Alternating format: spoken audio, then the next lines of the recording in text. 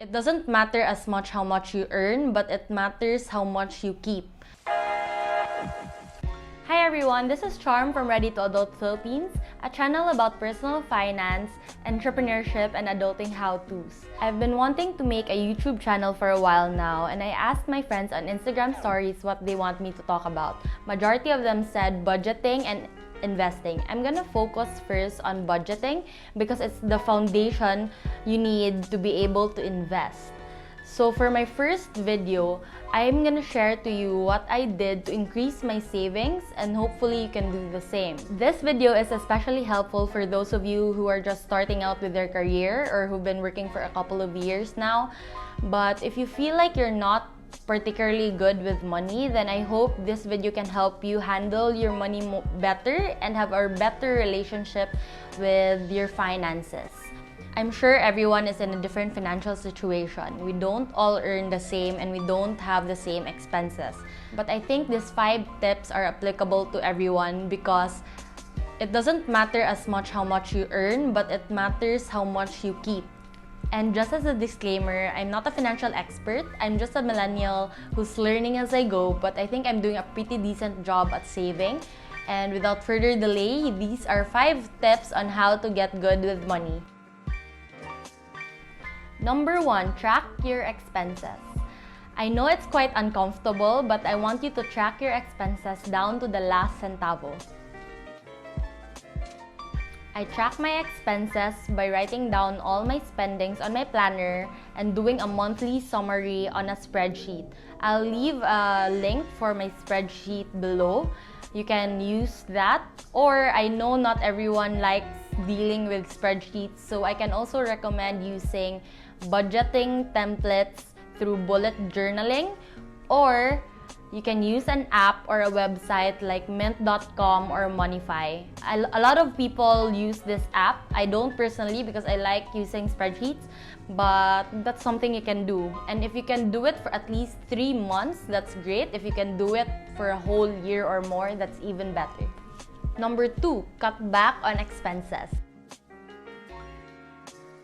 Now that you have a clear idea on where your money goes, it's time to identify the areas where you need to cut back on. I personally need to cut back on eating out. So what I do is I set a limit for a weekly or a monthly limit that I can spend for eating out. So you can do this through e-wallets or the cash envelope system, or just being really disciplined. I can talk more about this in the future, but the idea is to really try to cut back on your unnecessary expenses. Number 3, try to increase your income. If you've already cut back on your expenses, but you still feel like you're having a hard time saving, then it's time to increase your income.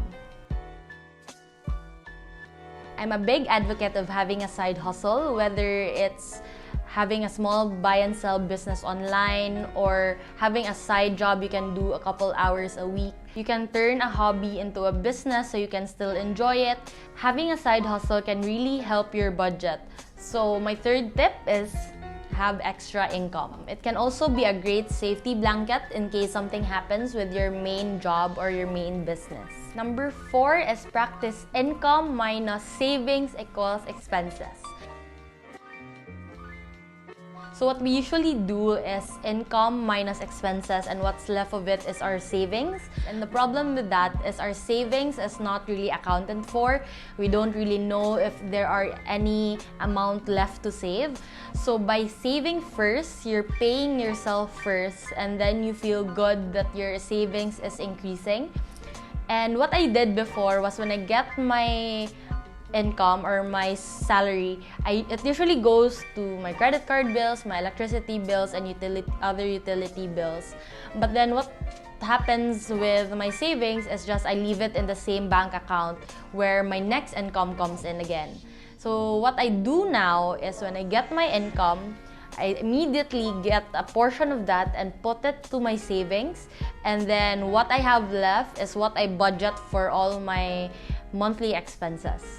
I call it forced savings because sometimes we can't really trust ourselves to go and spend for the expenses first, and then whatever's left is for your savings. So forced savings is a really good discipline to have for yourself. Last but not the least, number 5, pay off your debt. So if you've done the 4 things that I talked about, it's time to prioritize paying off your debt. Whether it's a high-interest credit card or a loan, or you borrowed money from friends and family, it's really good to have that weight off your back so that you can move on to other things like investing and saving up for retirement.